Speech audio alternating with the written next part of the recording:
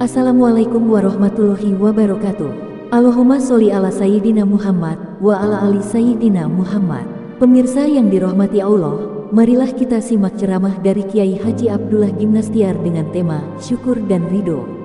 Sebelumnya marilah kita perbanyak sholawat minimal 1000 kali sehari, agar hidup kita penuh barokah dan mendapatkan syafaat kelak. Selamat menyaksikan. Kita bisa mendengarkan, dapat ilmu, ini juga rezeki. Kalau kita sholat duha, maka kita bisa sholat duha pun rezeki itu dari Allah. Benar? Jadi bisa sholatnya saja itu sudah rezeki, karena tidak semua orang bisa sholat duha. Banyak yang tidak tahu sholat duha. Ada juga yang sudah tahu, tidak melakukannya. Berarti yang melakukan sudah dapat rezeki. Kita jangan sibuk baca Quran untuk dapat rezeki, karena bisa baca Quran juga sudah rezeki. Sehat itu rezeki. Punya kawan itu rezeki. Bisa ngumpul di pesantren seperti ini rezeki yang besar. Punya kawan-kawan orang baik itu rezeki yang tidak ternilai itu. Karena seseorang itu sangat dipengaruhi oleh lingkungannya. Jadi kalau Allah memberikan kepada kita kawan-kawan yang baik, yang mendukung kita untuk berbuat baik dan membuat kita tercegah dari kemungkaran, itu rezeki itu. Bahkan orang yang menegur kita juga rezeki, walaupun tegurannya tidak enak, karena bisa membuat kita tercegah dari perbuatan maksiat. Jangan banyak ngomong, emang tidak enak caranya, tapi isinya benar. Itu pun rezeki.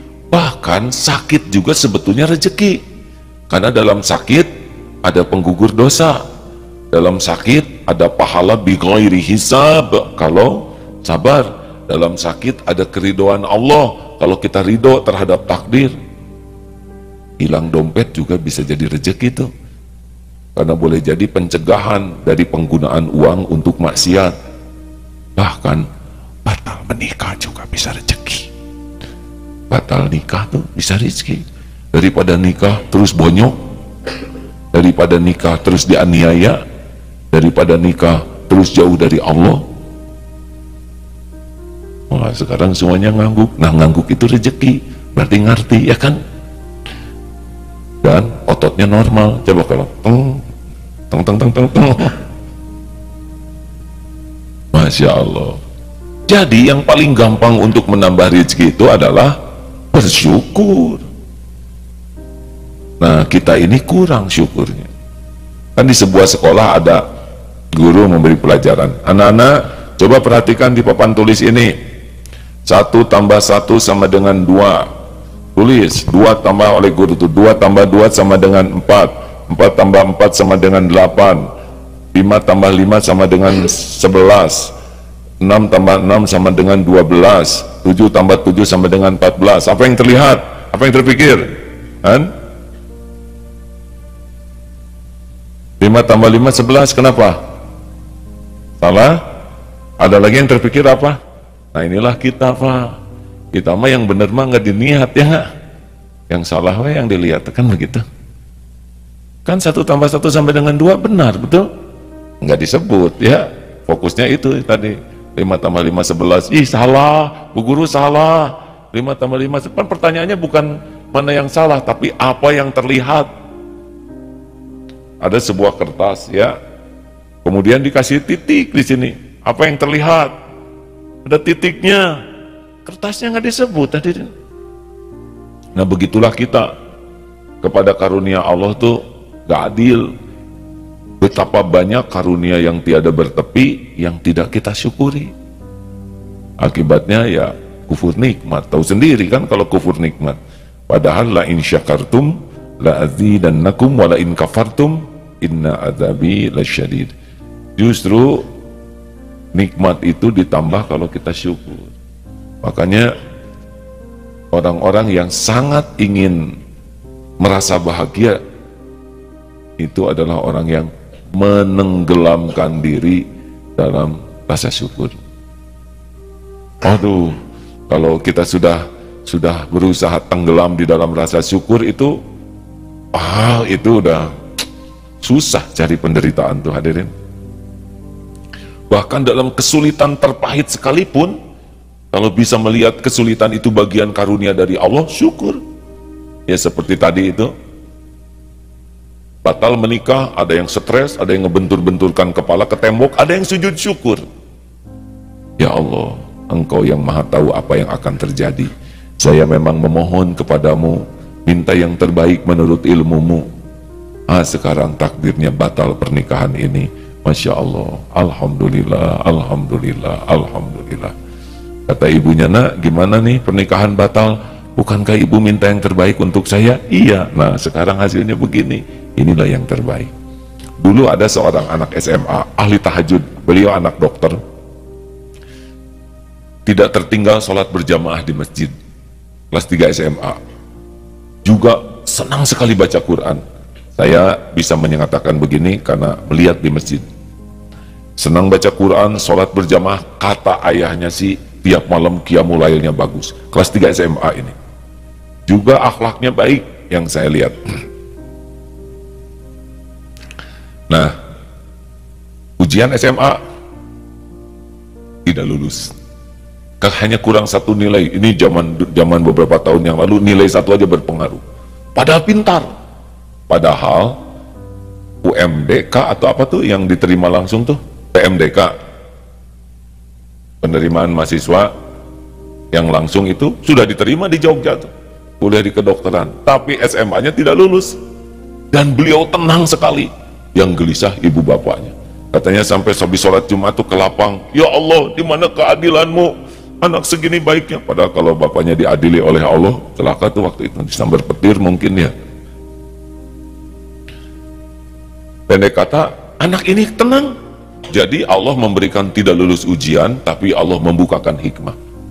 Tidak ada galau, tidak ada minder, tidak ada malu. Nah pada penutupan sekolah itu, akhir sekolah kan biasa suka ada acara, anak ini diminta tampil karena memang berprestasi terus ya. Dan beliau mengatakan, sesudah salam dan doa, Bapak Ibu guru yang baik, saya mohon maaf, saya satu-satunya yang tidak lulus di SMA ini sehingga kelulusannya tidak 100%.